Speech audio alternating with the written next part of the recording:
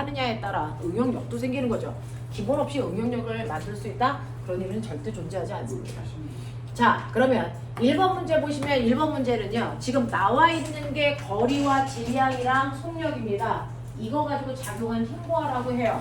그럼 물리 문제 풀 때요. 나와 있는 자료와 물어보는 거 사이에 관계식을 여러분들 생각하셔야 되잖아요. 힘을 물어봤고요. 나와 있는 건 거리고요. 됐어? 그리고 뭡니까? 질량과 속도야. 자, 그럼 얘네 사이에 관계식이 뭐가 있을까? 빨리 생각하셔야죠. 그게 바로 뭡니까? 바로 1과 에너지 사이의 관계죠. 됐어? 자, 플러스 A를 받으면 에너지를 뭐하고? 증가하고, 마이너스 A를 받으면 에너지를 뭐한다? 감소한다 라고 하는 1과 에너지 사이의 관계 이용하는 겁니다. 그러니 여러분들이 알고 있는 받은 일만큼 뭐가 생깁니까? 운동 에너지가 생겨 이렇게 돼가는 거죠. 아니, 그러니까 이때 작용하는 힘은 ES분의 mv 제곱으로 계산하면 돼 라고 하는 과정을 설계하시면 된다고요. 그리고 속력 나오면 일단은 여러분들이 운동 에너지 의심해보고 가면 돼. 되겠어? 그거 아니면 운동량이야. 자, 근데 만약에 나와 있는 자료가 지금처럼요. 이동거리, 질량, 속도가 아니고 시간, 질량, 속도이면서 힘을 물어보면 어떡할래? 시간, 질량, 속도 그러면서 힘을 물어보면 어떡할래? 맞아요.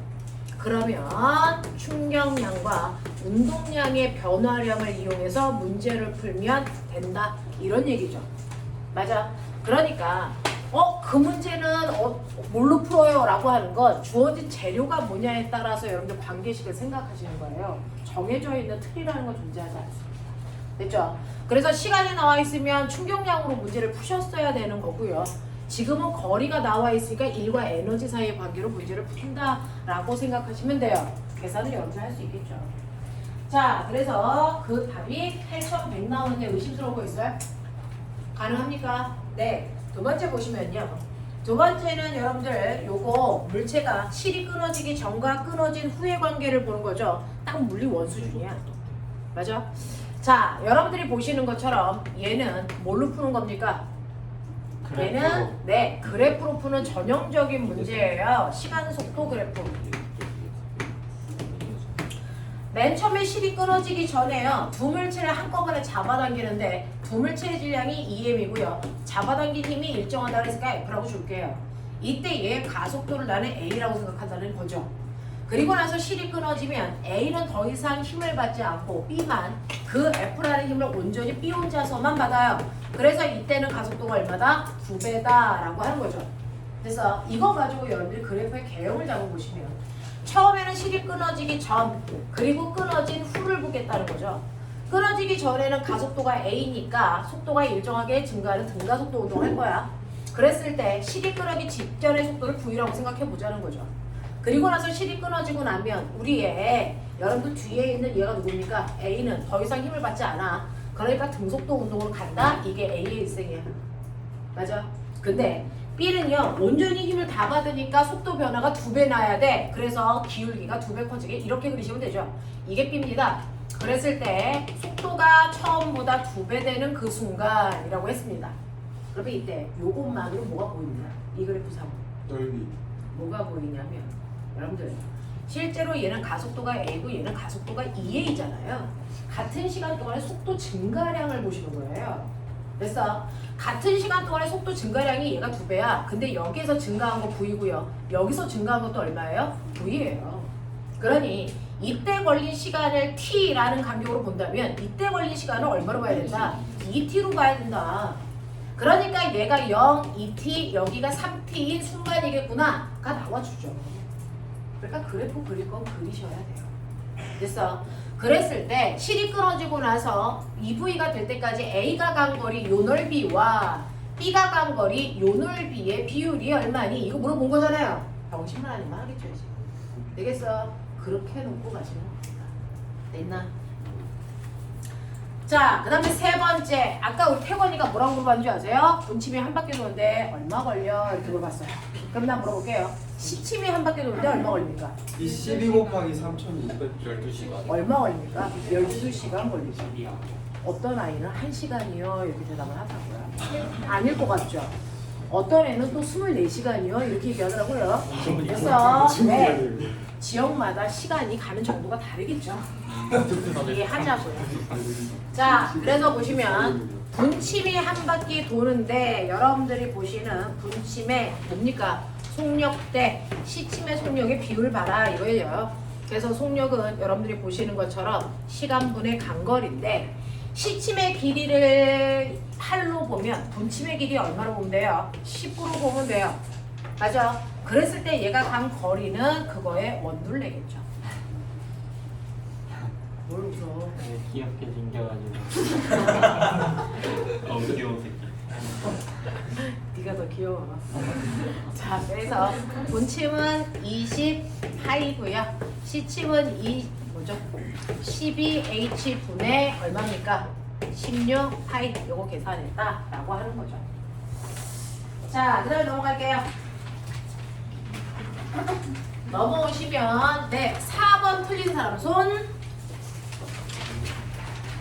올 양심스러워. 이거 틀렸으면 오늘 총알 장전할 뻔했다. 이건 이제 자, 외고 연합. 외고 가야겠다. 연합을 했는데 아무것도. 근데 너 실제로 그 100g짜리를 8,100N의 힘으로 던지면 총알이 돼. 그럼요. 너도 이 정도로 던지면 대원이 총알. 얘 대포지 대포. 재현이 자. 뭐에 박혀? 대륙간 탄도 미사일 좀 되겠지. 자, 근데요. 5번 보시면 사실은 이런 수업을 할 친구도 있고 하지 않은 친구들도 있어요. 물리는 격차가 좀 크니까. 실제로 우리 은근히 어떤 이제 개념에 사로잡혀 있는데 우리가 빗면에서 물체가 밀려 내려올 때요. 여기에 뭐 올려나? 물리 1, 물리 2에 보면 여기에 있는 물체는 나무. 무조건 나무, 도막, 사각형이 아니에요. 그러면 얘는 여기서 뭐합니까? 미끄러져 내려갑니다. 그래서 이걸 우리 뭐라 그래요? 병진운동 이렇게 얘기해요.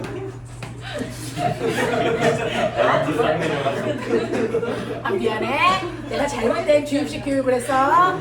자, 쌍 내려갔어요. 그렇죠. MG 싹 내려가죠. 그렇죠. 네, 저 아이가 싹 내려갑니다. 미끄러져 내려갑니다. 근데 여기다가 이렇게 붓을 놓으면 되죠. 얘는 뭐 합니까? 네, 회전도 하고 내려가는 병진 운동도 같이 해요. 그래서 얘는 회전 운동을 합니다. 그래서 이때 생기는 게 이제 가공 용량 뭐 이런 것들이 생긴단 말이에요. 그래서 자, 그랬을 때요. 미끄러져 내려가는 병진 운동할 때의 역학적 에너지 보존과 회전 운동할 때의 역학적 에너지 보존 과정은 좀 다릅니다. 그 중에서 우리가 물리 1, 2에서는 무조건 병진만 배우지 회전은 배우지 않거든요. 그래서 회전의 개념은 약간 조금 더 복잡합니다. 그래서 이거는 여러분이 과거를 간다든가 또는 대학에 가서 배울 부분. 그죠? 그래서 운동에도 미끄러져 내려가는 병진 운동이 있고 회전 운동이 있구나. 근데 이 둘을 동시에 하는 게 누구냐면 자동차의 바퀴입니다. 자동차의 바퀴입니다. 자, 자동차가요. 갑자기 자동차 그리는 걸 까먹어. 택시다. 맞아요? 맞아요? 자동차스러워요? 완벽해요. 자, 그렇죠. 완벽하다고 치고 예, 있는 겁니다. 그래서 네, 자동차가 무인 자동차거든요. 네, 자율주행이에요. 자, 가고 있는데 집에 가서 한 번만 해볼래요? 아빠 자동차 바퀴에 양옆에 야광 스티커를 이렇게 붙여놓고요. 그래서 아빠가 천천히 가라 그러고 핸드폰 비디오 카메라로 찍어보세요. 그랬을 때 이 점이 움직이는 궤적이 바로 사이클로이드입니다. 그래서 원이 잘 몰라. 그게 사이클로이드예요. 뭐라고요? 자, 그러면서 얘는 뭐냐면 자동차가 앞으로 10에 빠르기로 가고 있어 이런 그림이었어요. 근데 생각해 보시면요, 이 바퀴는 뭐 하냐면 회전도 하고 몸체가 가는 만큼 쫓아도 가야 돼요. 맞네. 맞네. 되죠? 그러니까 얘는 회전 운동과 병진 운동을 동시에 한다는 얘기입니다. 되겠어? 자, 그럼 그거에 대해서 답을 알기 전에 우리 이거 한번 해보자. 이거 A가 반바퀴 돌아 B의 위치에 올 때까지, 물론 앞으로 가면서 B로 오겠죠. 되죠? 네. B의 위치에 올 때까지 A점의 흔적을 보자라는 거죠. 어떻게 갈까? 맞아요. 자, 조금 있다가 이 바퀴가 이제 이렇게 올 건데 이 지점에 와야 되니까 얘가 이렇게 가는 경우를 따릅니다. 이게 A점의 위치야. 맞아? 그럼 B점은 어떨까? 병신들. 자, 얘 일로 가야 돼. 일로 가야 돼. 그치? 그러면서 앞으로 가야 돼. 이렇게 이렇게 해야 돼. 이렇게 해야 돼. 자, 어떻게 갈까요? 라고 하면 얘가 이렇게 회전하면서 앞으로 가야 되니까 실제로는 이 점을 찍고 이렇게 갑니다. 됐죠? 이 점을 찍고 이쪽에 와야죠. 이렇게. 헐. 신기롭죠? 선생님 이거 자, 그리고 나서 다시 갈 때 얘가 이 궤적을 가겠죠. 되겠어? 네. 그래서 한 바퀴 돌면은 이동거리는 같지만 반 바퀴 돌 때 이동거리가 같을까 다를까? 달라요. A는 이렇게 가야 되고 B는 이렇게 가잖아요. 무슨 말인지 알아? 이동거리가 달라. 싱그럽지? 이동거리가 달라. 우와, 신기하다. 이게 작년에 어떤 아이가 자소서를 썼어요. 그래서 네, 병진과 회전을 같이 하는 자전거 바퀴, 자동차 바퀴. 그래서 아까 이제 그 주차장에다가 놓고 요거 찍어가지고 돌리면서 그 궤적을 그려놓고 아 사이클로이드 면이 맞네 뭐 이런 거 증명하는 거. 그래서 한번 했단 말이죠. 자, 그러면 이렇게 갈 때요. 이 아이의 속력은 어때? 이제 이거예요. 속력은 어때? 라고 보면 사실은 이 바퀴는 두 가지의 속력을 갖습니다. 회전 속력하고 병진 속도 두 가지를 다 갖죠. 자, 자동차가 앞으로 10으로 가니까 바퀴도 모든 부위가 다 얼마로 가니? 이동 방향으로 10의 빠르기로 가고 있습니다. 이동 방향으로 10의 빠르기로 가죠. 안 그러면 바퀴와 몸통이 분리될 거니까 갑니다. 자, 그러면서 얘 모두 한다? 회전도 합니다. 그럼 회전 속도도 생기겠죠. 얘는 등속 어느 정도 돌고 있어야죠. 됐어. 그래서 자동차가 10으로 가면 얘도 얼마? 10의 빠르기로 회전하고 있는 거예요. 이런 식으로요. 10의 빠르기로 회전하는데 운동 방향 아시죠? 원운동의 접선 방향. 그럼 여기서 어디야? 여기야. 여기선 어디야? 여기야. 맞아? 여기선 어디야? 여기야. 맞냐? 자, 이렇게 했을 때 바퀴의 VV마다 흔적을 시간 속도 그래프로 그려볼게요. VT 그래프. 자, A, 요 속도 얼마니? 10루트 10루트 2로 이 방향으로 가는 겁니다. 그쵸? 그렇게 밀려요, 바퀴가. 맞죠? 그래서 맨 처음에 A는 10루트 2의 속력이고요. 여기 오면 얼마 되니? 20. 그래요. 와. 부위마다 바퀴의 속도가 달라요. 신기롭죠? 되게 재밌죠?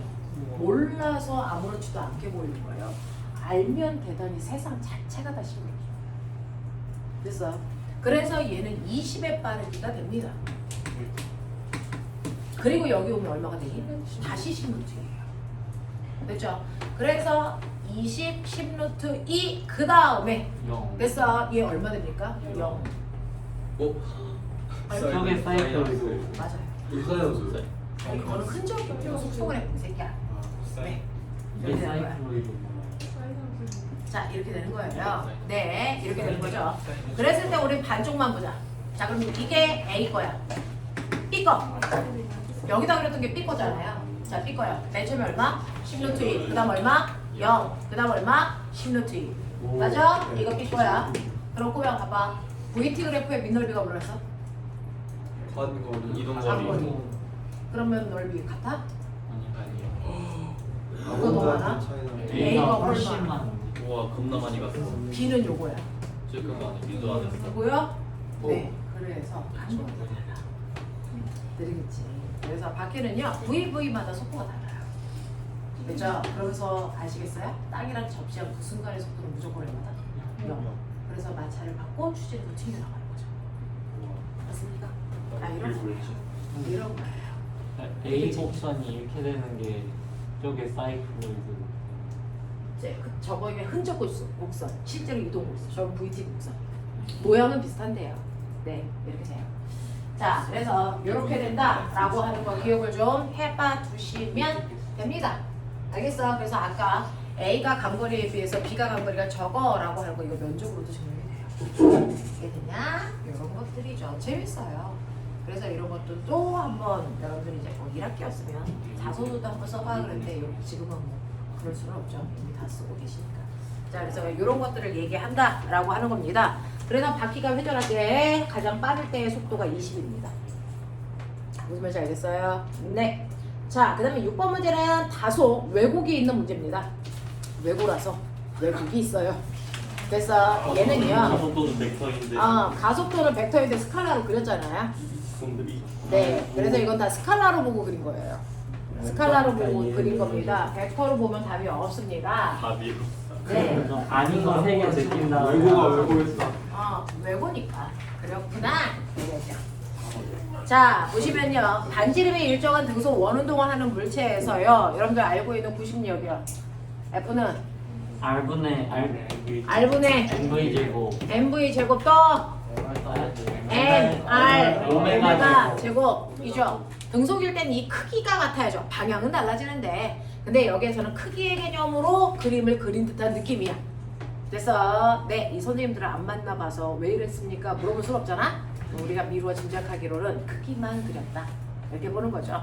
그래서 여러분들 이 일정한 이 그림이 나와야 되는 게 구식력 그림도 이렇게 그리셔야 된다. 크기만 본다면. 또 여기에서 질량 떼면 구심가속도죠. 이 또한 어때야 된다? 일정해야 된다. 알겠어? 그리고 등속 원운동 할 때 속도가 아니고 속력이라면 그 크기도 어떻다? 일정하다. 뭐 이런 모습이 여기서 나옵니다. 되겠어? 이렇게 나와야 된다. 그렇다면 이동거리 모습은 어때야 된다? 라고 하면 얘를 등속으로 보니까 이동거리는 비례 그래프로 나와주면 되겠죠. 뭐 이런 느낌으로 그리지 않았을까? 그래서 옛날에는요. 시험 보고 나서 시험지가 지금 세종과고나 한성과고처럼 1년 후에 뜨지 않습니다. 학교 사이트에 안 떠요. 그래서 선배들이 복귀한 거라서. 그래서 네, 복귀한 애가 외고다 보니 그럴 수도 있고요. 외고다 보니 시험 문제 자체가 이럴 수도 있고요. 구심 가속도의 그렇죠? 크기 네. 이렇게 나와야 돼. 네, 맞아요. 학교에서 시험 문제예요 이게. 입시 문제예요. 입시 문제는 옛날에 거죠. 과학이 나와. 네, 옛날에 봤었어요. 네, 옛날에는 봤었어요. 요즘에는 다 그냥 자소서 면접이었는데 옛날에는 대원외고, 대일외고 다 이렇게 봤었단 말이에요. 네. 자, 7번. 7번 보시면 아까 말씀드렸죠. 용수철이 늘어날 때 용수철이 힘을 마디마디 받아요. 맞아? 그래서 힘을 받으면 마디마디마다 일정한 간격으로 늘어나는 거야 라고 얘기했었던 거 기억나죠? 그래서 용수철이 이렇게 있을 때 여러분들이 10N의 물체를 매달면 마디마디마다 10N으로 다 잡아당기는 힘을 받아 다 일정한 간격으로 늘어나. 이 아이가 20cm 늘어났다고 치자. 됐어. 그래서 용수철이 22cm 늘어나는 건 여기만 늘어나는 게 아니죠. 마디마디마다 등간격으로 늘어난 거야. 근데 내가 용수철을 반으로 잘라? 반으로 자르고 나서 10N을 매단다고 쳐봐. 그래도 여전히 마디마디가 받는 힘은 얼마야? 10이니까 늘어난 길이는 이때라 마디마디 간격은 어떻겠어? 같겠지. 근데 마디의 개수가 절반밖에 없지. 그러니까 늘어난 개수도 절반일 수밖에 없는 거죠. 그래서 얘는 10cm 늘어나요. 납득이 됩니까? 근데요, 이렇게 되어 있는 반쪽 자른 용수철 두 개를 이렇게 붙여놓고 이 아이를 이렇게 달았다면 얘가 늘어난 길이는 얼마일까? 이거 얼마입니까? 5cm. 왜요? 라고 하면 얘가 10N이기 때문에 얘가 잡아당기는 힘은 10이 아니고 얼마나? 5이기 때문이야. 그래서 마디에 늘어난 길이가 적어지는 거죠. 근데 내가 만약에 이 용수철을 2배 길게 해서 10N을 매달았다. 그럼 마디의 개수가 2배 늘어나는 거잖아요. 그러니까 자연스럽게 늘어나는 길이도 몇 배입니까? 2배여야죠. 그러니까 이걸 무슨 공식으로 외워? 아니야. 원리를 이해하면 공식이라는 게 필요 없어요. 자, 그래서 그런 식의 아이들인데 이러한 용수철에 내가 물체를 매달면 무게만큼 잡아당길 거고요. 여러분들 저한테 배웠어요. 무게 어떻게 계산한다? 로, V, G로 계산한다. 여기 밀도 나오는 순간 로 VG가 생각나겠죠? 오. 그거 하신 거 아니에요? 저 비례식. 나도 미리 계산하기 무게랑 그냥 대충 느낌상. 느낌상 뭐 하는지 난 느낌상 배운 있죠. 지가 좀 낯설 줄 알았네. 물리에서 밀도 나오면 로 VG. 됐어? 네, 생각하고 가셔야죠. 생각하고 가셔야죠. 자, 그래서 밀도와 부피가 나왔으니까 그거 곱이 질량이다. 그래서 그 질량에 비례하는 만큼 늘어날 것인데 여러분들이 보시면 A는요 곱한값이 얼마일 때? 200일 때. 물론 중력가속도 곱해야 되지만 우리 귀찮으니까 안 합니다. 200일 때 늘어난 길이가 얼마다? 4cm다. 자 그렇다면 얘는 1cm 늘어나게 하기 위해서 얼마가 필요하다? 50이 필요하다 이런 얘기예요. 자 근데 D라고 하는 I는요 밀도는 얼마인지 모르는데 부피가 15예요. 그랬을 때 늘어난 길이가 2.7입니다. 그러면 1cm에 1.7이니까 얼마인지 여러분들이 산수 계산이 됐겠죠. 그럴 때 필요한 밀도가 얼마냐 뭐 이런 얘기죠. 그래서 밀도값이 9예요 라고 하는 거 얘기하실 수 있어요. 자 그 다음에 8번은요 신기한 거 있죠. 자 여전히 사각형 나무 토막이 미끄러져 내려갑니다. 그죠? 병진 운동을 한다는 거죠. 근데 원래 경사면을 내려올 때 가속도는 얼마입니까? MG 가속도라 그랬어 이 새끼야. 뭡니까? 가속도는 얼마입니까? G 사인 세타죠. 우와. 맞아요. 그러니까 경사면에서의 가속도는 경사면의 각도가 결정하는 겁니다. 무슨 말인지 알아? 질량하고 상관이 있다 없다? 없다라는 겁니다. 그러면 등가속도 운동해야 되는데 이 새끼가 내려오면서 무슨 운동을 한대요? 등속도 운동을 한대요. 그러면 아래로 잡아당기는 mg 싹 내려가 세타와 똑같은 크기의 힘이 위로도 작용한다? 그 아이의 정체가 누구다? 마찰력이다 이런 얘기죠. 알아요? 그래서 마찰력의 크기 mg 싹 내려가 세타로 구했는데 어떻게 이상한 숫자가 써 있을 수가 있냐 이 썩을놈들아. 이게 맞았고. 언니 아니 이거 두개 다 쓰는 자 9번 보시면요 얘는요 뭐하고 뭐를 구분하는 문제였다? 작용 반작용과 힘의 평형이다. 차이점이 뭐니? 작용자. 네. 힘의 평형은 하나의 물체에 서로 같은 크기의 힘이 반대 방향으로 작용하고 있을 때를 우리가 힘의 평형 관계의 부임이라고 한다. 합력이 0인 상태를 만들 수 있어서. 근데 작용 반작용의 두임은요 여러분들이 알고 있는 물체와 지구 사이에 작용하는 중력처럼요. 중력이라는 건 지구가 물체를 당기는 힘이고 그거의 반작용은 물체가 지구를 당기는 힘이죠. 얘네들은 서로 다른 물체에 작용하는 힘이기 때문에 합력을 절대 구할 수 없지만 평형관계 두임처럼 힘의 방향에 반대에 이어서 같은 크기의 힘이 작용하더라. 그래서 아이들한테 혼돈이 오게끔 가끔 물어보는 문제다. 그래서 A와 C는 평형관계 두임이고요. B, D는 작반의 두임인데 우리 중학교 때 이 유사한 문제가 있었어요. 중학교 때요. 작용 반작용과 관성을 비교하는 문제들이 대단히 많이 나왔었습니다. 다음 현상 중에 있어 관성 때문에 나타나는 현상이 아닌 것 찾아라. 이런 것들이 시험에 많이 나오거든요. 되겠어? 그렇다면요. 관성 때문에 나타나는 현상 보이냐? 증발 시나면 정지관성에 의해서 나타나는 게 뭐이냐? 이불 먼지. 그 출발할 때, 이불에 있는 먼지 털 때. 또요. 후추통. 후추 이렇게 탁탁. 그건 운동관성이야. 이씨랑 방태 같은 새끼야. 내려가다 멈추는 거잖아. 우와. 너요. 자동차 출발하는 게. 뭐니? 지진계. 아 지진기였네. 아. 내가 세상에서 제일 싫어하는 단어가 아, 오 이거야. 아.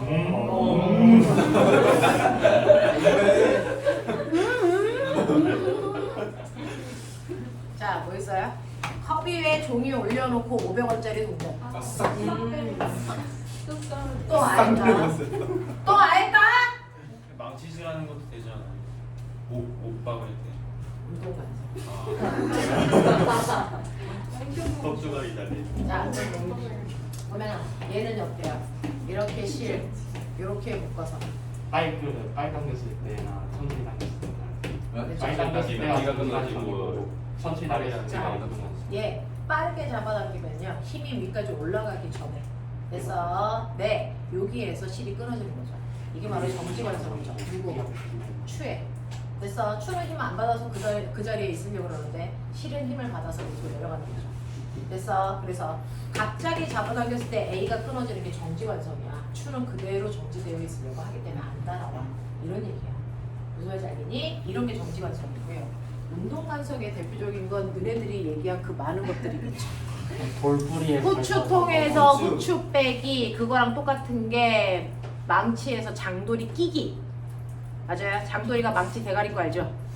망치 대가리가 빠졌을 때 그 몸통에다 껴놓고 탕탕 하는 게 운동관성 이용하는 거고 후추통에서 후추 빼는 거랑 똑같은 거고 후추통에서 후추 빼는 게 삽질하는 거죠. 하? 됐어? 네. 알겠습니까? 네. 돌뿌리 걸려 넘어지고. 돌뿌리에 걸려 넘어지는 것조차도 운동관성. 됐어? 자, 이때 정지관성의 크기는 뭐다? 질량. 질량. 운동관성의 크기는? 운동량. 운동량. 되겠습니까? 뭐 이런 것들을 얘기해서 관성의 크기는 질량에 의해 결정된다. 우리 이렇게 표현합니다. 자, 그 다음에 여러분들이 알고 있는 10번 문제는 틀렸다 손. 정확하게 뭘 내줬어요? 아니 나 그래 일을 안 곱해줬어. 아니 일을 써놓고 안 곱해줬어. 그래갖고 48 나도 나왔어. 안 뽑혔는데 우리 평균이 48이고 이거 뭔가 이상한 거 아니에요? 생각하기 48이네요. 아니 일을 안 곱해줬어요. 내가 A 플러스 B에 2에 너네는 뇌를 안 들고 오니? 어? 학원 할 때 뇌는 두고 다니니? 약간 이상하긴 했는데 80이랑 122에 더하고 2 나누는 이거 이상한 정도가 아니죠. 야, 90이랑 이거는 수학 시간에도 죽을 만큼 했지만 물리 시간에도 죽을 만큼 했거든요. 그냥 틀린 사람은 그냥 앞으로도 계속 틀리도록 하자. 더 이상 하고 싶지도 않아. 한번 꼭 바꿔보네요. 자, 11번. 와 11번. 자, 11번은요. A와 B의 위치 제대로 보셨어요? 눈깔 떴니? 이렇게 물어봤는데. 아저 그거 눈깔 안 떠서 틀렸어요. 아 저도 그 순간에 눈 잠깐 아 감아가지고 A, B 반대로 떴어. 나도 아니 이거는 시력 테스트죠. 자, 뇌 있어? 이렇게 물어보는 거야. 손해가 아니. 그 순간에 잠깐 거 있어? 내가 이거 자, 한번. 야, 틀리라는 건 틀려야 설명이라는 것도 할 이유가 있는 거야. 자, 12번. 됐니? 아 이건 맞췄어. 틀린 사람 있니? 12번? 아 이거는 손가락 걸자. 설마 4번 했다거나 4번이라는 건 4번이라는 건 4번이라는 자, 그 다음에 13번 보시면요. 틀렸니? 에이. 저 새끼 물홀도 했어. 물홀도 했는데 저지랄. 처음 운동해가지고 자, 그럴 수 있지. 네, 13번하고 14번은 요번에 내신 문제죠? 그럼 내 생각에 학교를 다니셔요. 정확히 몇 번? 데이터 자, 그러면서요. 여러분들 보시면 이제 15번 같은 문제를 보시면요. 여기 보세요. 15번. 다 알고 있는 건데 이건 작용 반작용을 3개 매달아 놓고 실 대신에 용수철 걸었어. 이 정도예요. 그렇죠?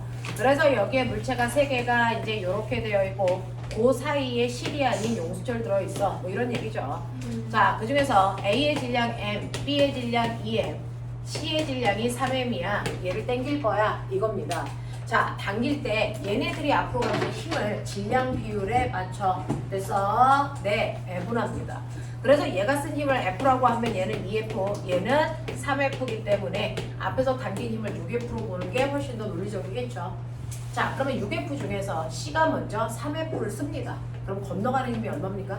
3F입니다. 여기. 이 용수철에 3F 걸려요. 그러면 3F 중에서 B가 2F 씁니다. 그럼 넘어가는 힘이 얼마입니까? F입니다. 이렇게 되는 거죠. 자, 그래서 첫 번째 용수철, 두 번째 용수철. 여기 뭐라 그랬습니까? 맞죠? 첫 번째 용수철에 걸려있는 탄성력의 크기와 두 번째 용수철에 걸려있는 탄성력의 크기 비율이 1대2인데 여러분들이 3인데요. 1대3인데 자, 탄성력 구하는 식이 뭐니? KX야. 그러니 얘네들이 만약에 이렇게 된다면 같은 용수철이라면 용수철 상수가 같다면 그런 뜻이죠. 늘어난 길이 비율이 얼마여야 됩니까? 얼마여야 되니? 1대3이어야 되는데 얘네들이 늘어난 길이가 같다면 용수철이 다른 용수철이어야 됩니다. 용수철 상수가 달라야 되겠죠. 자, 그렇다면 이때 용수철 상수는요 늘어난 길이가 일정하다면 힘이 클 때 용수철 상수 누구여야 된다? 커야 되는 거죠.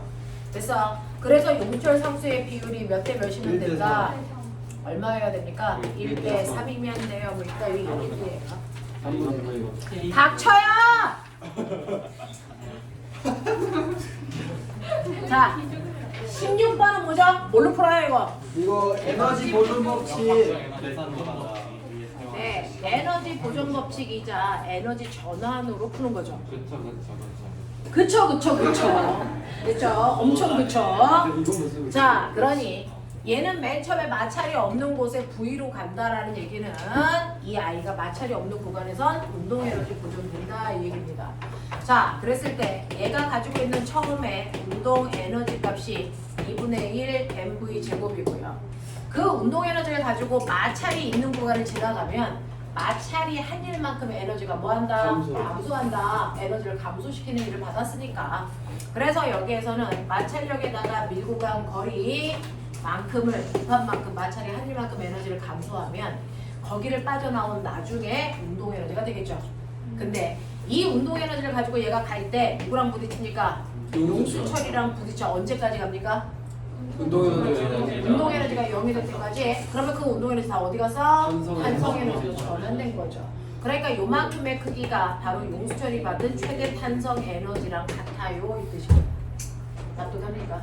그래서 X로 정리하라는 주어가 들어있죠. 이해합니까? 이런 거죠. 네. 자, 그래서 이런 식으로 해봐드렸고 책 피세요. 근데 저희 특강 때 했던 포인트는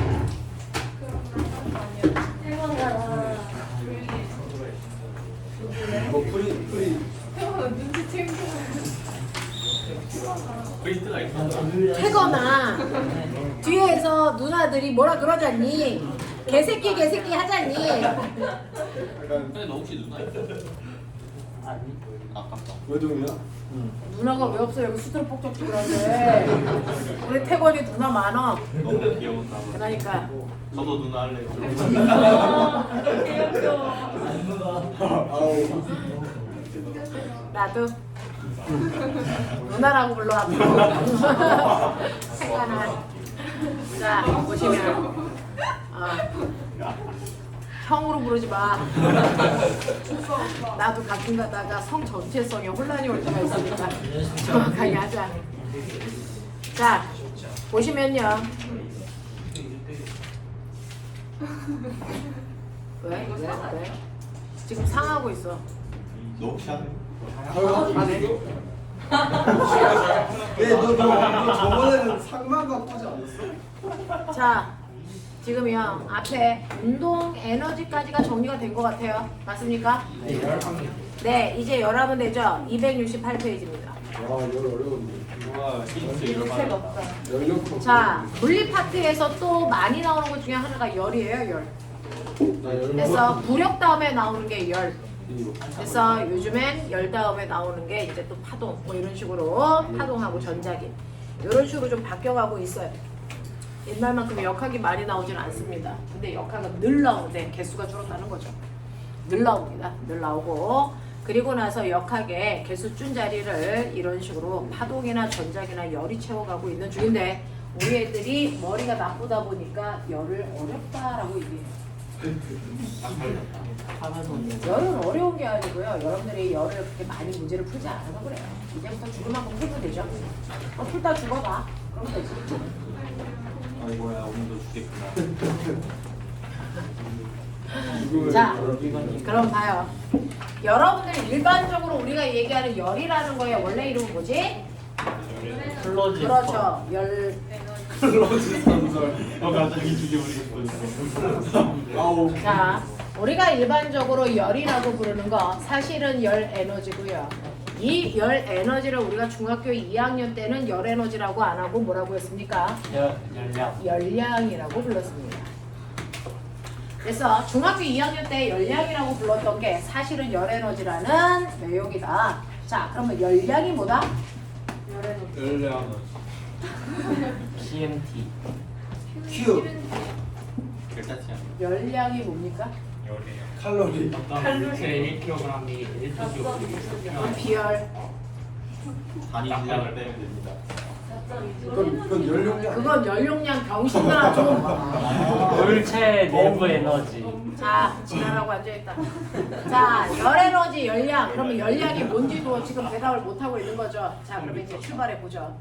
자, 우리가 일반적으로 얘기하는 열의 개념과 열 에너지의 개념은 다릅니다.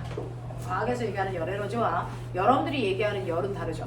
여러분들이 얘기하는 열이라고 하는 건 뭐니? 여러분들이 여기 얘기하는 열이라는 건 어떤 물체 차고 뜨거운 정도를 얘기해요. 얼마나 차, 얼마나 뜨거워 이걸 얘기하시는 게 열이죠. 근데 얘가 열 에너지는 아니라는 겁니다. 그래서 자 그러면 사람들마다 차고 뜨거운 정도를 같은 물체를 만나도 표현하는 방법이 달라요. 어떤 애들은 칠판을 이렇게 손대고 있으면 아 시원해 라고 하지만 어떤 애는 미지근해 이렇게 표현한단 말이죠. 됐어? 자 그러면 이렇게 차고 뜨거운 정도를 모든 사람들이 알 수 있게 객관적으로 숫자로 표현하죠. 그걸 우리 뭐라 그랬다? 온도라고 했고 온도 체계에 몇 개가 있다? 네. 그래서 재작년인가 그 과거 어떤 학교에서요. 그래서 네 온도를 가상의 온도를 주고요 환산해서 그래서 A라는 온도를 B라는 온도로 전환하는 과정식을 만들어라 뭐 이렇게 나왔어요. 자 해볼게요. 자 우리가 알고 있는 온도 체계에는 세 가지가 있는데 우리나라가 쓰는 섭씨 온도라고 하는 스몰 t로 표현하고 단위가 도시 단위가 있어요. 됐죠? 자 그러니까 미국 놈들이 쓰는 화씨 온도도 있겠죠. 얘는 F라고 쓰고 단위는 도F예요. 자 그런가 하면 과학 시간에 쓰는 온도도 있어요. 절대 온도라고 하고요. 그래서 얘는 대문자 T로 씁니다. 얘는 소문자 T고요. 됐어? 네. 그리고 과학자 이름 따서 우리가 켈빈이라고 불러주는 거죠. 자 그러면 이러한 온도로 처음부터 있었던 게 아니고 만들어진 거잖아요. 바로 얘네들이 만든 거예요. 자 그럼 만들 때 뭔가를 기준으로 해서 객관화 시켰겠죠. 그러면 얘네들을 만들 때 기준이 뭐냐라고 하면 섭씨 온도와 화씨 온도는 물의 뭡니까? 상태 변화가 일어나는 구간을 기준으로 한 겁니다.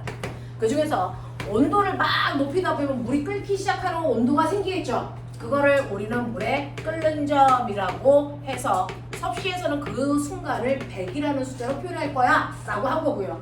화씨는 이 순간을 뭐로 표현합니까? 215. 네, 212도F로 표현할래 이렇게 한 거예요. 그러면 거꾸로 온도를 막 낮추다 보면 물이 얼기 시작하는 순간도 존재하겠죠. 그 물이 얼기 시작하는 순간을 우리가 어느 점이라고 하고요. 섭씨에서는 이거를 이 순간의 온도를 0으로 하겠다 이렇게 표현한 거예요. 화씨는요? 32. 네, 이걸 32도F로 할 거야 이렇게 얘기한 거야. 됐어? 그러면 물이 얼기 시작해서 끓기 시작할 때까지의 열의 간격은 똑같은데요. 그거를 섭씨에서는 몇 등분? 100등분해서 이 중에 하나의 간격을 1도씨라고 하는 섭씨 온도의 온도 간격으로 정해버린 거야.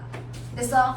그런가 하면 화씨는요. 이 사이의 간격을 몇 등분 합니까? 180등분 하는 거니까 그래서 섭씨 온도에 비해서 훨씬 간격이 조밀하게 나타나겠죠. 맞아? 그랬을 때 하나를 1도F라고 표현하는 겁니다. 되겠냐? 그래서 이거 사이의 관계 어떻게 전환하면 돼? 뭐 이런 거 수식으로 만들 수 있으시면 되겠죠. 됐어? 이렇게 되는 거고. 그렇다면은 절대 온도는요? 절대 온도는요? 입자의 물의 상태 변화가 아니란 얘기잖아요. 됐어? 그럼 얘는 도대체 뭘 기준으로 만든 거냐? 라고 하면 여러분들이 알고 있는 것처럼 우리는 기체라고 하는 물질은요 다른 상태에 비해서 부피 변화가 쉽게 일어난다. 맞아요? 자 그럼 기체의 부피 변화를 일으키는 원인에는 뭐가 있습니까? 온도. 네, 바로 온도와 뭐가 있다? 압력이 있다. 이때 부피를 증가시키는 방법은 온도를 높여 부피를 증가시키는 방법이 있었죠? 누가 얘기했습니까? 샤를 법칙이라고 해서 샤를 아저씨가 얘기한 거죠. 그래서 부피와 온도는 비례관계야 라고 얘기했습니다. 맞죠? 그러면 이 샤를 법칙에 의해서 나타나는 현상 샤를 법칙으로 설명할 수 있는 현상 뭐 있어요? 그 탁구공 아 그거 네. 보이는 맞지? 온도를 찌그러진 탁구공을 뜨거운 물에 집어넣으니까 그래서 탁구공이 펴져요가 샤를 법칙이죠. 네. 그리고요. 여러분들이 알고 있는 것처럼 피펫을 두 손으로 이렇게 잡아요. 그러면 체온에 의해서 이 안에 있는 기체의 온도가 활발해지죠. 그래서 밑에 있는 액체가 빠져나오는 것도 샤를 법칙으로 설명할 수 있단 말이야. 되겠어? 네. 자 그렇다면 이렇게 온도가 높아지면 부피가 커지네. 그 관계를 그려놓죠. 그러면 여기 섭씨 온도입니다. 자 섭씨 온도일 때 0도일 때 기체 부피 얼마니? 0. 섭씨에서요. 네. 섭씨 0도일 때 기체 부피 얼마? 0. 이다. 아니다. 왜? 우리 겨울철에도 나가도 숨 쉴 수 있다. 공기가 있으니까 썩어는 거야. 됐죠? 그래서 0도일 때 기체의 부피는 0이 아니네. 0도일 때 기체의 부피를 V0라고 하면 여기에서부터 온도를 높이기 시작하면 기체의 부피는 어떻게 된다? 증가한다. 그래서 이렇게 증가하는 그래프를 그렸죠. 좀 거꾸로 가면 온도를 낮추면 기체의 부피 뭐합니까? 감소하겠죠. 자, 그러다 보면 어느 순간에 기체의 부피가 0이 되는 순간도 존재합니다. 되죠? 이건 이질차함수로 그리면 가능하잖아요. 그랬을 때 이게 온도가 얼마입니까? 영하 273이죠. 그렇다면 나는 이 순간의 온도를 기준 온도로 다시 만든다면 온도와 부피 사이에 정비례 관계가 성립합니다. 맞아요. 그렇다면 기체의 부피와 온도 사이의 정비례 관계를 만들기 위해서 영하 273도를 기준 온도로 만드는 새로운 온도 체계가 필요했겠죠. 그게 바로 뭡니까? 0켈빈이라고 하는 절대 온도예요. 그러면 온도를 높일수록 기체의 부피가 커지는 이유가 뭡니까? 입자 운동이 그 활발해져서 아래에 있는 입자의 운동이 활발해져서 운동 에너지가 커지기 때문이죠. 그래서 우리는 기체의 운동 에너지가 뭐에 의해 결정됩니까? 온도에 의해 결정되잖아요. 기체의 운동 에너지 구하는 식 2분의 3 2분의 3 kT가 바로 기체의 운동 에너지야. 그래서 운동 에너지는 절대 온도에 뭐한다? 비례한다. 그러니까 0켈빈일 때보다 10켈빈일 때, 자 10켈빈일 때, 20켈빈일 때 누구의 운동 에너지가 큽니까? 20 몇 배 큽니까? 정확하게 2배. 그래서 절대 온도가 2배가 되면 운동 에너지 정확하게 2배가 되죠. 아, 그러면 알았다. 10도씨일 때보다 20도씨일 때 기체의 운동 에너지 몇 배 커집니까? 아니에요. 아니죠. 얘는 2배 커진다고 표현할 수가 없죠. 무슨 말인지 알겠어? 283번에 290. 자, 그렇대요. 그죠? 훌륭합니다. 됐죠? 네, 저는 그런 계산 하고 싶지 않아요. 자, 그래서 이렇게 기체의 운동 에너지를 기준으로 만드는 온도가 뭐다? 절대 온도다. 그래서 기체의 뭡니까? 운동 에너지를 기반으로 만드는 온도예요. 라고 얘기하시면 되겠죠. 됐어?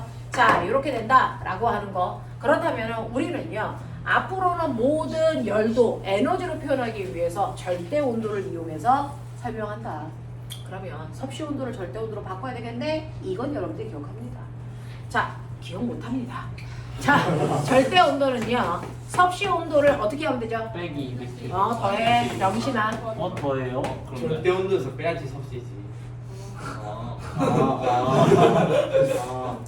자, 그래서 섭씨 온도에서의 물의 어느 점이 0도라 그러죠? 자, 이 0도를 절대 온도로 표현하면 얼마니? 273켈빈이죠. 자, 너네 알아요? 섭씨 온도와 화씨 온도는 영하가 존재합니다. 근데 절대 온도는 마이너스 온도가 존재하지 않습니다. 개새끼. 부피가 무슨 내가 없어요. 부피가 무슨 자, 그래서 이때 온도가 273켈빈. 자, 물이 끓을 때가 얼마입니까? 373켈빈으로 이때 온도 간격이 얼마입니까? 100이죠. 그러니까 절대 온도에서의 온도 변화와 섭씨 온도에서의 온도 변화량은 어떻습니까? 같네요. 라고 하는 겁니다. 됐죠? 이런 관계를 가진다. 이게 바로 온도 체계다. 그러면 이렇게 온도를 잴 수 있는 기구를 만들어 놓고 내가 온도를 재니 인접되어 있는 서로 다른 물질들의 온도가 같지 않네. 자, 온도가 같지 않는 물체를 접촉시키면 어떤 일이 발생하니? 열이 이동하죠. 됐죠? 어디에서 어디로 이동하니? 자, 반드시 열은 고온에서 저온 쪽으로만 이동한다. 열역학? 제3법칙 제2법칙 병식. 이게 나와요. 그래서 항상 열은요 고온의 물체에서 저온의 물체 쪽으로만 이동한다. 거꾸로 갈 수는 없다. 이거 설명하는 게 열역학 제2법칙입니다. 됐어? 그러면 이렇게 접촉을 하다 보면 뜨거운 물체에서 차가운 물체 쪽으로 열이 이동하겠죠? 자, 그래서 열이 이동하다 보면 뜨거운 물체의 온도는 점점 뭐 할 거고 낮아질 거고 차가운 물체의 온도는 점점 뭐 해질 거야? 높아지다 보면 두 개가 뭐 됩니까? 온도가 같아지는 순간이 생기겠죠? 이때 순간을 우리 뭐라 합니까? 열평형 상태라고 하고요. 열평형 상태가 될 때까지 열이 뭐 했다는 겁니까?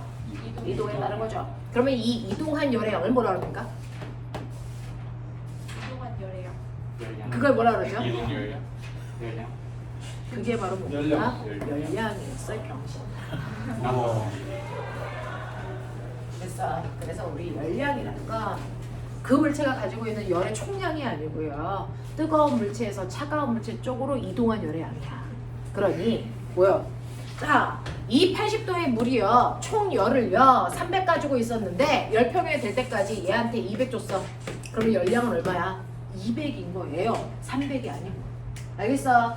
고온의 물체 쪽에서 저온의 물체 쪽으로 이동한 열의 양을 우리가 열량이라고 하고 그걸 열 에너지라고 하는 겁니다. 알겠어. 그래서 열량은 이동한 열량이다. 이걸 열량이라고 해. 그러면 얼마만큼 이동했는지 우리가 계산할 수 있잖아요. 어떻게 계산하죠? Q는 시암탑이죠. 그래서 이렇게 되는 거죠. 자, 근데 잘 생각해봐. 뜨거운 물체가 차가운 물체한테 200 줬대. 그러면 차가운 물체는 얼마 받았어? 네. 그러면 준 양과 받은 양이 어때? 그게 바로 방정식이고 문제를 풀어나가는 열쇠가 되는 거잖아요. 그래서 고온의 물체가 잃은 열량과 저온의 물체가 얻은 열량이 같다라는 걸 통해서 우리가 열평형 온도를 찾아낼 수 있어요. 이렇게 중2 때 배운 거야. 납득이 돼? 기억이 나? 다행이야. 아쉽게. 됐어. 자, 그랬을 때 이 물의 양을 우리는 200g이라고 하고 얘를 100g이라고 한다. 그러면 열평형이 된 순간의 온도는 몇 도야? 이런 거 알고 싶고요. 그 순간까지 준 열의 양은 얼마야? 이런 거 알고 싶잖아요. 됐죠? 그러면 고온의 물체가 잃은 열량 이렇게 구하면 되고요. 저온의 물체가 얻은 열량도 이렇게 구하면 돼. 자, 그럼 그 중에서 C가 뭐지? 비열, M은 질량. 델타 T는 온도 변화. 어떤 말에서는 시간 변화. 시간 방송이나 질량하고. 자, 그래서 보시면 물의 비열은 1로 보시면 되죠. 자, 뜨거운 물의 질량은 200이었고요. 그리고 온도 변화는 높은 온도에서 낮은 온도를 빼면 되니까 80 빼기 T입니다. 그죠? 네, 저온의 물체는요, 불러요 이제. 1 곱하기 100 곱하기 20 T-20. 네, 높은 온도에서 낮은 온도를 빼는 거죠. 변화량. 되겠습니까? 이렇게 가시면 돼요. 자, 그래서 이거 날리시면 꼬맹아 160-2T는 T-20. 그래서 3T는 얼마? 180. T는 얼마? 60. 이렇게 해서 얘가 열평형 되는 온도는 60도였네. 이렇게 가는 거죠. 그러면 60도가 될 때까지 뜨거운 물체가 준열이 얼마인지 계산해 보자. 요거 계산하시면 얼마 나옵니까? 4000. 되겠습니까? 이렇게 되는 거죠. 되겠냐? 네. 이런 식으로 해서 열이 이동하는데요. 저 궁금한 게 있어요. 열평형이 될 때까지 그래프 그려봐 라고 하면, 그래서 이거 이렇게 그리죠. 이거 이렇게 그리면 안 돼? 이거 불법이야? 불법이야. 철컹철컹해. 그게 불법인 건 알죠? 그러면 이제 물어볼게요. 그러면 여기가 시간이고 여기가 온도니까 같은 시간 간격으로 자른다고 치자.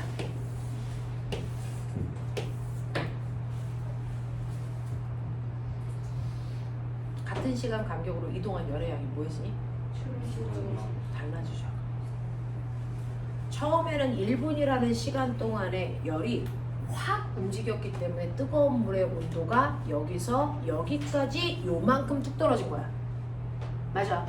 근데 시간이 지나 열평형 가까이에 오면 똑같이 1분이라는 간격에서 이 온도에서 이 온도가 될 때까지 열이 요만큼밖에 이동을 안 한다는 거죠. 그러니까 같은 시간 동안에 이동한 열의 양이 같지 않습니다. 시간이 지나면 이동하는 열의 양은 점점 뭐합니까? 감소합니다. 그렇기 때문에 일정한 기울기를 그릴 수가 없다라는 거죠. 그럼 이제 나 물어볼게요. 그러면 열이 이동하는 양은 뭐가 결정합니까? 온도의 차이. 두 물체 사이의 온도 차입니다. 처음에는 두 물체 사이의 온도 차이가 크니까 세게 밀었겠죠. 근데 시간이 지날수록 두 물체 사이의 온도 차이가 점점 뭐합니까? 줄어들죠. 그래서 열이 이동하는 양이 줄어들다가 온도 차가 없어지면 열이 이동할까 안 할까? 안 하는 상태가 되는 거죠. 무슨 말인지 알겠습니까? 그래서 밀려가는 열의 양은 두 물체의 온도 차이가 결정한다. 알겠어? 그래서 그래프가 이런 식으로 직선 그래프가 아니고 곡선 그래프가 나올 수밖에 없다. 알겠습니까? 이렇게 되는 겁니다. 이때 이동한 열의 양을 우리가 열량 또는 열 에너지 이렇게 해서 구하더라. 그럼 나 물어볼게요. 열이 이동한다며. 열이 이동하는 방법. 네, 전도, 대륙, 곡선입니다. 그 중에서 전도는 어떤 물질 사이에서의 고체 물질 사이에서의 열에 이동하는 방법이죠. 자, 그 방법이 뭔데요? 진동을 들여서 열받은 입자의 운동이 뭐해져서 활발해져. 그러면 운동이 활발해지면 이렇게 치는 거지? 그러면 막 부딪히면 여기서 뭐가 일어나니? 마찰이 발생하죠. 그것 때문에 열이 발생해서 열이 전달해가는 거예요. 되겠습니까? 그래서 열이 인근한 물질과 충돌에 의해서 열이 전달된다. 그래서 전도야. 근데 꼬매가 이렇게 열을 전달하는 능력. 하이! 어디서 첫 졸구 지랄들이 열을 이동시키는 됐어 능력. 이게 물질마다 같을까 다를까? 달라요. 저게 비열. 그러면 열을 이동시키는 능력을 비열한 자식아. 전들. 비정. 저한테 비정.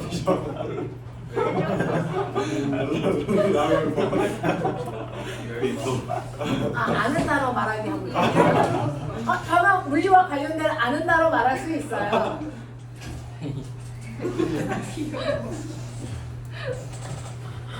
자, 실제로요. 이거 중학교 2학년 교과서에 있는 거 아세요? 여기에 철 막대기와 됐어. 유리 막대를 이렇게 놓고요. 등간격으로 촌농을 떨어뜨려요. 그래 놓고 이쑤시개 세워요. 맞아요?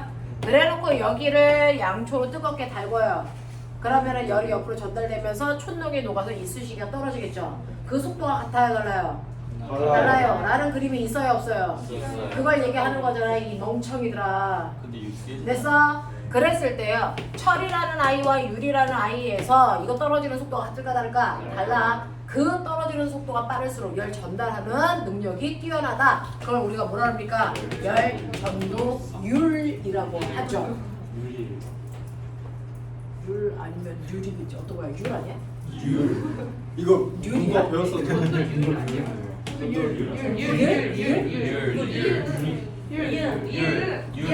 못해요. 제 국어 B예요. 국어 B인 새끼가 어디서 맞춤법을 지적질이야? 저 1학년 때 뛰었어요. 충격적이다. 나 맞춤법 약하니까 지적하면 금방 바꾸라. 열의 전도율이라고 하는데요. 자, 고백아. 지구상에 있는 모든 물질은 구별할 수 있다 없다? 있다. 뭘로? 물질의 특성. 그 물질의 특성 아는 대로 얘기해봐. 비열. 비저항, 끓는 점 어느 점? 끓는 점, 어느 점? 용해도. 야, 기본은 어긋나잖아, 알자. 어느 점 얘기했는데 녹는 점 얘기해. 정신 안 차려? 어? 지킬 건 지켜가자. 지키는 하이. 아?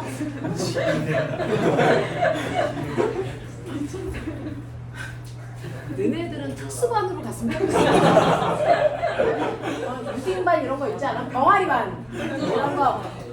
아, 그래서 물질을 구분하는 물질의 특성이에요. 여러분들이 알고 있는 것처럼 중학교 2학년 때 배웠던 5가지 특성이 있었죠. 겉보기 성질. 맞아요? 인간의 오감으로 구분할 수 있는 건 겉보기 성질이에요. 그 다음에 끓는 점, 어느 점, 밀도, 용해도라고 하는 겁니다. 됐죠? 자, 근데 이거 말고도 물질을 구분하는 물질의 특성을 우리가 더 배운 게 있더라는 거죠. 그 중에서 비열, 비저항, 전기 전도도, 그 다음에 열 전도율이라는 거죠. 그래서 네, 전기율 뭐 이런 것도 있죠. 그걸로 우리가 크로마토그래피 하는 거니까. 맞습니다. 자, 그래서 이런 식으로 여러분들 열 전도율이라는 거 누가 더 열을 빨리빨리 전달할 수 있느냐라는 능력이에요. 되겠어? 물질마다 다 다릅니다 라고 하는 거 중학교 때 우리가 했구나. 이게 전도구나. 그럼 대류는 뭐니? 얘는 직접 이동해 제가 직접 이동해가지고 가지고 이동하는. 자, 열을 받으면요. 여기에 이제 입자들이 고르게 있을 거 아닙니까? 온도가 다 같을 거니까 다 등간격으로 있겠죠. 근데 내가 이제 여기다가 이렇게 가열을 합니다. 그러면 가열을 하면 이 안에 있는 입자의 운동이 뭐해집니까? 활발해져요. 그러면 이 안에 있는 입자들의 운동이 활발해지니까 입자 사이 거리가 뭐해지니? 멀어지면 입자들이 이렇게 흩어지는 거죠. 그러면 같은 부피에 있는 입자의 개수가 줄어드니까 밀도가 상대적으로 뭐해집니까? 작아지면 얘가 뭐합니까? 위로 올라가고요. 이 위에 있는 아이가 내려오면서 채우는 거죠. 그래서 대류라는 건 밀도 차이에서 물질이 순환하는 거잖아요. 액체나 기체가. 그래서 열받는 입자가 직접 이동하는 거 이게 대류예요 라고 합니다. 자, 근데 이러한 대류가 일어나기 위해서 전제 조건이 있어야죠. 가벼우면 무조건 뭐 해야 된다? 떠요. 떠야 된다. 무거우면 가라앉아야 된다. 근데 가벼워도 뜨지 않으면 대류가 일어날까? 아니요. 중력이 있어야 돼요. 그렇죠. 그래서 뜨고 가라앉는다는 건 중력이 만드는 현상이잖아요. 맞아? 그래서 중력이 없는 공간에서는 대류가 일어날 수가 없어요. 그러니까 우주 공간에서 라면 끓일 물을 데웠어요. 물이 팔팔 끓어요. 병신입니다. 그럴 수가 없다. 그럼 어떻게 그래요? 그걸 어떻게 끄는지를 생각을 해보세요. 전체적으로 전체적으로 열을 가열하거나 아니면 열평형이 될 때까지 기다리시면 돼요. 대류가 일어나는 게 아니라. 그래서 네, 직접 휘저 주시면 되는데 냄비도 필요 없죠. 아이가 둥둥 떠 있으니까. 그러니까 우주에서 라면을 끓인다라는 건 사실은 불가능한 현상입니다. 끓는 돌을 집어넣으면 지랄을 한다 또. 끓이는 돌. 아니면 야, 앞으로는 여기 햇님반 애들은 이쪽에 앉아. 달림반 애들 이쪽에 앉고. 그래서 발을 요 안에서 분리하도록 하자. 되겠습니까? 네, 여기까지 하겠습니다. 고생하셨습니다. 야, 빨리 가서 빨리 자고요.